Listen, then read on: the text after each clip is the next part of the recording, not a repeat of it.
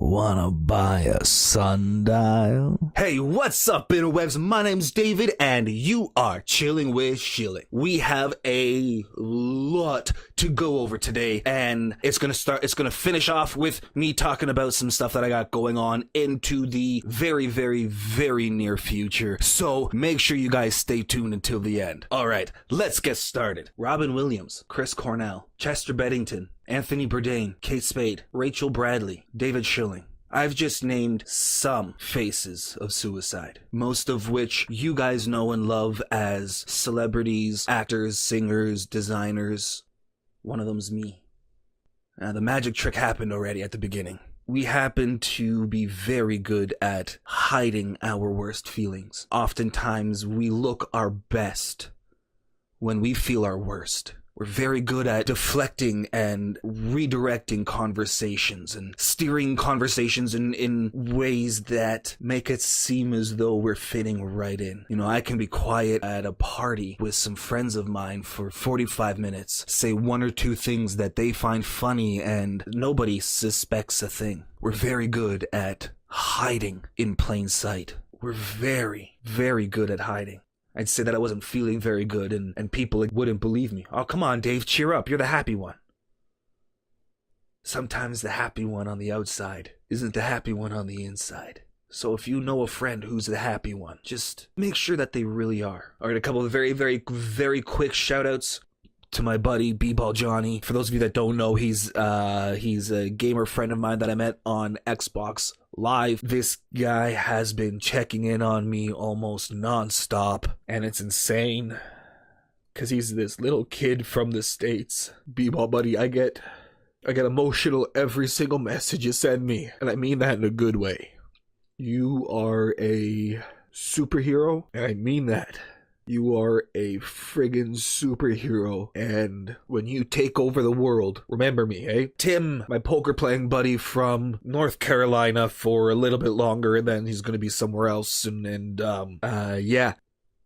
Tim gets special praise because he is not just looking out for me, but he's looking out for others. Not digging or asking questions or anything like that. Just, hey, check this out. Check out this new magic card, or look at this new poker style that me and my coaches have been working on. He's done all of this while living in North Carolina, while having to deal with 2 hurricanes, and he still can check in and make sure that the people that he cares about are doing okay. And that's a very, very special person. Malkoviching again. Finally for today, fuck off. Finally for today, I would like to thank a friend of Rachel's, Jess. She created a charity event to raise money for Cam H. It is called The Sound of Purple. Just give me a second. I gotta pull it up here. That's not quite where I wanted to put it. Okay, well, as you can see, it's Saturday, November 17th from 7 p.m. to 11 p.m. It is in Brampton. Live entertainment, music, blah, blah, that kind of stuff. Appetizers, I can tell you right now, the appetizers are going to be some of Rachel's favorite foods. I'm going to be emceeing the event. Hopefully I will not be crying every 5 minutes like I am during these videos. If that's the case, I'll probably have a backup MC just to make sure that things keep going smoothly. I'm going to keep this up for the rest of the video, but I'm not going to put it here. Let's see, what can I do? That's better. Okay. Quick update on me. I am through the worst of what I was dealing with. It was not easy. I had to drop one medication and go through withdrawal, add another medication and feel all the new effects of the newer, more potent medication. I'm still dealing with everything with still can't talk about it. And then all my own garbage and stuff on top of that. So it has been a very scary past almost 2 months. Thanks to my psychiatrist at CAMH, as well as my behavioral therapists, and the support I'm getting from you guys and stuff as well, I've been able to make it through the worst of what I had to go through. I had 2 to 2 days this last week where I didn't cry at all throughout the day. So those are like huge bonus days. And then, of course, well, I mean, everything else comes back into shit, but I'll take those 2 days. I don't know how. I'm not sure if it's my subconscious, if it's my consciousness, if it's the placebo effect, or if it's Rachel herself. I have found her voice has taken over the voice of reason in my mind. I am very, very good at not believing myself and not listening to myself. I don't listen to myself. I never really have. I've heard way too much negativity through the sound of my own voice to believe positive things that go on through my mind. But Rachel made me believe her. When she was saying something positive or giving me a compliment or trying to express her love, she wouldn't take no for an answer. She got a little angry with me from time to time because I would try to get her to take no for an answer. You know, and it's interesting because she still won't. In my mind, when I'm starting to sink, in my mind, when I'm starting to sink, it's Rachel's voice pulling me back up and helping me onto the raft. Rose. So I don't know if you guys noticed it before when my hand was over my head, like this. I got a new tattoo. Well, I got 2 new tattoos. Hold on. There we go. There it says "You are love." So before anybody asks, yes, that is Rachel's writing. And yes, that is from the last letter that Rachel wrote me. Tell by the tears, I think you guys know what kind of letter I'm talking about.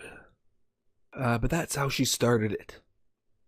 To her, that's what I was. Pure love.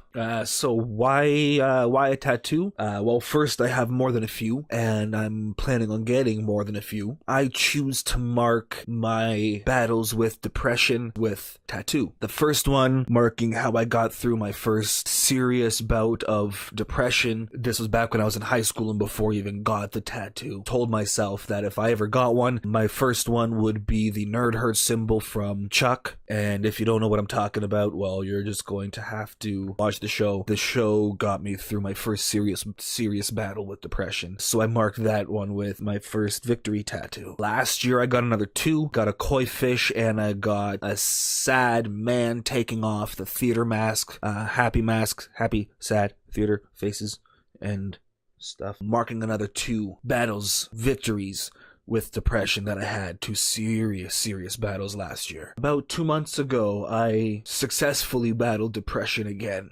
And I wanted to get something related to Rachel's music because she was the one that helped me through it. And I mean, it's Rachel, right? She's very, very important to me. However, I felt it more important to commemorate her battle with depression because it has forever changed my life. And more importantly, it ended hers. I've taken her loss very hard.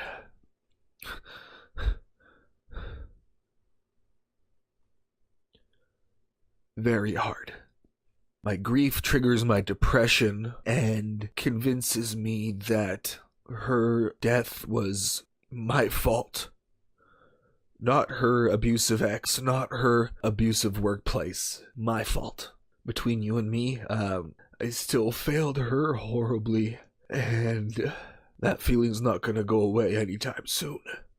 Depression convinced me that I didn't love her the way that she loved me, and that she picked up on that, and that she could feel it, and she blamed herself for not being good enough. So I felt it important to remind my healthy mind that I did love her and that I did what I could considering the severe constraints my mental illness has put me in. You are love reminds me that she felt what I gave to her. The feeling that I didn't do enough are purely my-sided. She felt the love that I sent, and she felt it so much that it became all she could see. Everything that I did was out of love for her, and she knew it. It wasn't that my love wasn't enough. Nothing was enough. The other tattoo that I got is to remind me how she felt about me. That for the first time in her life, she got to be herself. That she got to experience love and happiness and peace. And knowing that some illnesses are terminal and that all we can do is make someone's last days here on Earth as peaceful as we can. I succeeded the day we first kissed. And every day until the end, that's very, very special to me. Instead of crying for the rest of the video, I'm going to take the footage that I shot. I'm going to cut that together because the information is pretty much going to be the same as where I am now. And so I'm going to show you that instead. On the plus side, you'll get to see me with hair again. Whoosh. Ooh, I have a different logo. What? Whoosh.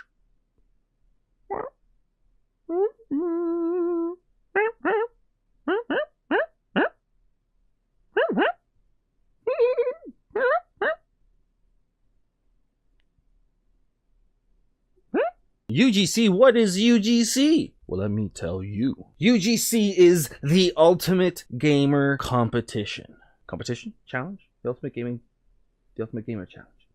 The Ultimate Gamer... So I know what you guys are saying. But David, what is UGC? And David, why a new logo? And David, what does that have to do with your channel? Well, UGC stands for the Ultimate Gamer Championship. The Ultimate Gamer Championship. For those of you that don't know, I was a co-founder in a company revolving around video games. That is as far as I am going into in terms of details for now. A part of that company was to run and host a video game tournament. So I came up with the Ultimate Gamer Championship, a video game tournament focused on consoles, but not just any console, every console. And it's not just one game, it's many games. And you'll know what the games are, but you don't know which one you're gonna play until just before you play it. So you can't just be really good at Halo, or really good at Battlefield, or really good at... You have to be good at all of them. Tekken, huh? Hence, Ultimate Gamer. UGC. Now, I already have a few events planned and in the works. Some of them are in various stages of planning. 1 or 2 of them are almost ready to come to market, but I gotta work out a few more details for that. So make sure you guys stay tuned here on this channel. I'm gonna call it a day. Until my next video, guys, don't forget, tell your friends.